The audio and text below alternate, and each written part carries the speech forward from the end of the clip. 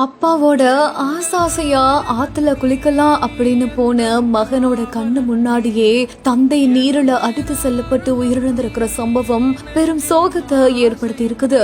திருவள்ளூர் மாவட்டம் மணவூர் அடுத்த மதுராக்குப்பம் பகுதியை சேர்ந்தவர் தான் பூபதி. இவருக்கு 8 வயதுல ரித்தீஷ் அப்படின்ற ஒரு மகனும் இருக்காங்க. இந்த நிலையில இவங்க 2 பேருமே ஆத்துல குளிக்கலாம் அப்படின்னு போயிருக்கும் பொழுது எதிர்பாராத விதமா 2 பேருமே தண்ணியில அடிச்சுட்டு போயிருக்காங்க. இதை பார்த்து அங்க இருந்த இளைஞர்களுடனே ஓடி வந்து ரித்தீஷ் அப்படின்ற குழந்தைய நலமா மீட்டு இருக்காங்க.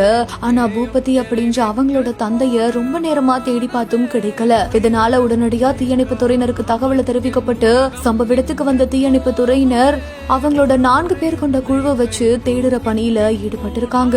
ரொம்ப நேரம் கழிச்சு பூபதியோட உடல் சிக்கி இருக்குது. உடலை மீட்ட தீயணைப்பு துறையினர் அரசு மருத்துவக் கல்லூரி மருத்துவமனைக்கு பிரேத பரிசோதனைக்காக அனுப்பி வச்சிருக்காங்க. தந்தையும் மகனும் ஆசாசையா ஆத்துல குளிக்கலாமே அப்படின்னு போகும்பொழுது இப்படி மகனோட கண் முன்னாடியே தந்தை பரிதாபமா அடித்து செல்லப்பட்டு உயிரிழந்திருக்கிற சம்பவம் பெரும் சோகத்தை ஏற்படுத்தி இருக்குது.